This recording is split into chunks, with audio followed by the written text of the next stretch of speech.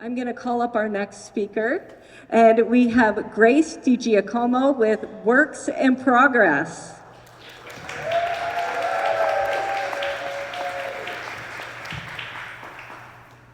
A rose planted in the dark, desperate for even a sliver of sunlight, will surely shrivel up. Neither a rose planted in a freezing tundra nor a cactus planted in a humid swamp will thrive. This is not because the plants themselves are incapable of growth, but rather the environment they are in lacks what these plants need in order to thrive. Just like with plants, people also require a supportive environment.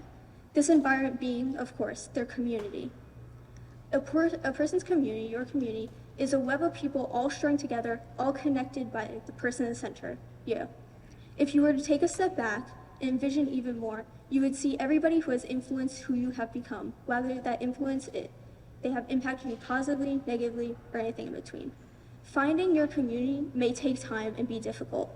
For me, it took an orange bracelet, a game of color wars, and a bunch of ace bandages that were all sewn together to look like a giant rubber band. I'll start with the orange bracelet.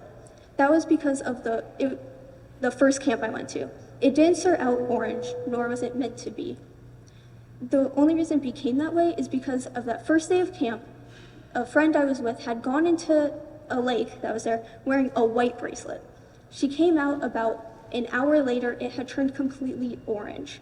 Even though this water was technically harmless, it symbolized everything that separated me from that camp.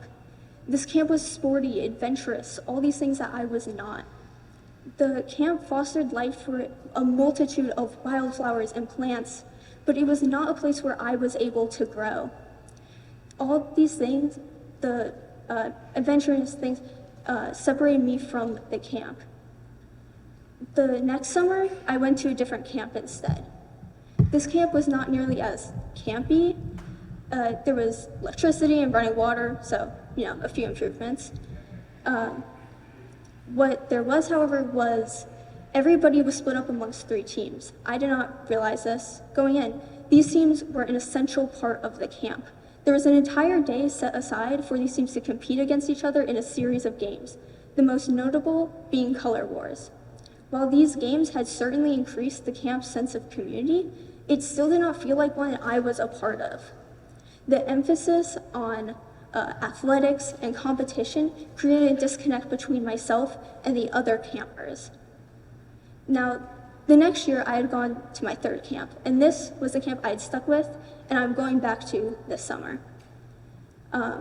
This camp was like the complete opposite of the last 2 I'd been with. It was not campy, it was not sporty. Instead of cabins, we had dorm rooms. Instead of lakes, there was a private pool, or an indoor pool. My first year there, I had taken dance classes. One of these dances required us to be in what was essentially supposed to be a giant rubber band. Although they don't really make rubber bands big enough to fit 7 people plus room to dance around in, so we ended up sewing together ace bandages instead. Through constructing and practicing a dance that required us to be so close-knit at times, it didn't take long for me to feel accepted. Even outside of this dance group, everybody at the camp was so incredibly welcoming. One of the main things about this camp is that the director tells everybody one of the messages is that we are all works in progress. To compare one last camp to plants, YPI would be a garden full of unique flowers where everyone has roots reaching out, allowing others to connect and form their own roots quickly. I encourage everybody to reach out no matter what you are currently working on or going through. We are all works in progress, and we are all deserving of a community to foster that progress. As I said before, I encourage everybody to reach out and explore. There are communities for everyone, and yours might be closer than you think. Thank you.